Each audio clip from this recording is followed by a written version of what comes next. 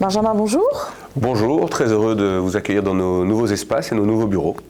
Qu'est-ce qui a marqué l'année 2022 pour notre institution ? L'année 2022, ça a été une année assez importante en matière de transformation en profondeur de nos métiers de base. En matière de rénovation urbaine et donc de logement abordable, on a mis au point notre nouvelle formule d'amphithéose qui va vraiment révolutionner la manière de concevoir le logement abordable en région Bruxelles-Capitale. Du côté de l'expansion économique, il a fallu réfléchir à de nouveaux critères et de nouveaux incitants pour accueillir des activités productives en région Bruxelles-Capitale et mieux prendre en compte les objectifs de transition économique. Et puis dans nos façons de construire, nos cahiers de charges ont connu aussi également une évolution importante pour mieux prendre en compte les objectifs de construction zéro carbone et les objectifs d'économie circulaire. Ça, c'était ce qui était prévu, c'était le plan, ça a été beaucoup de travail et on est assez content des résultats qu'on a obtenus. Maintenant, il y a eu une perturbation tout à fait inopinée, inattendue, ça a été évidemment le conflit ukrainien et la sollicitation très forte de Citydev dans le cadre du dispositif d'urgence pour l'hébergement des réfugiés ukrainiens à Bruxelles.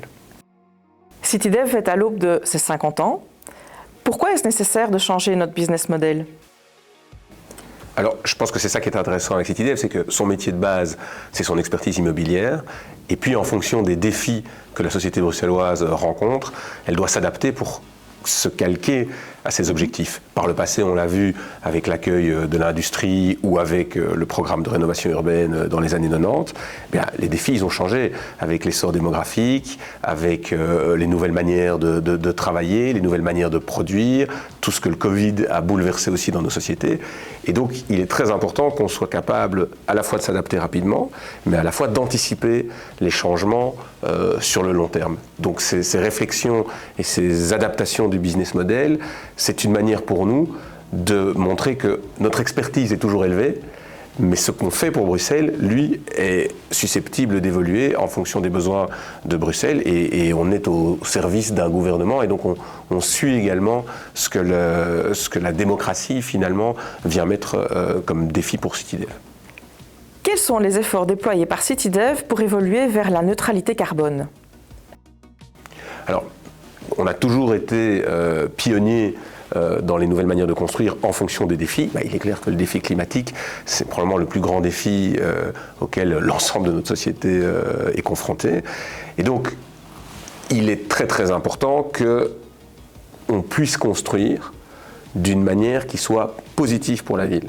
C'est-à-dire qu'il faut être économe en énergie, et ça, nous, on l'est depuis très longtemps, depuis 2009, on construit de manière passive, mais on se rend compte que l'impact de la construction, proprement dit, est très important aussi au niveau du carbone. Parfois, d'ailleurs, il y a un impact net négatif de détruire un bâtiment et de le reconstruire, même avec des bonnes performances énergétiques. Donc c'est très important si on veut pouvoir continuer à construire, et je pense qu'il le faut pour rencontrer les besoins de la ville, de le faire d'une manière qui ne rejette pas trop de CO2 dans l'atmosphère. Alors on a adapté nos cahiers de charges, on a augmenté nos exigences en matière de circularité, c'est-à-dire en gros de réemploi de matériaux. Et puis on va faire des expériences pilotes en matière de construction bois. Tout ça doit être intégré dans nos cahiers de charges. En tant que CEO, es-tu satisfait de ce qui a été accompli ? Il ne faut jamais être trop satisfait, parce que sinon on s'endort sur ses lauriers. Donc il faut rester avec un niveau d'exigence, je pense, important. Ça, en tout cas, c'est un moteur de la façon dont on pilote cette entreprise depuis quelques années.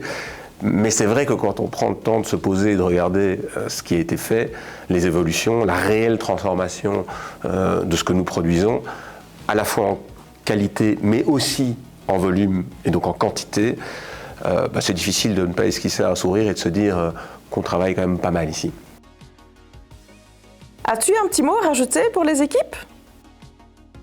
J'ai évidemment envie de les féliciter, mais en fait je me réjouis plutôt avec elles, parce que moi je fais partie de l'équipe, et donc on travaille tous beaucoup ensemble. Je pense que la plus grande satisfaction qu'elles peuvent avoir, c'est justement l'observation du résultat obtenu.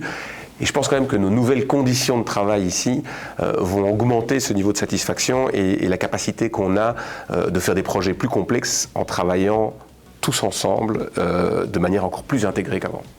Benjamin, merci pour cette interview.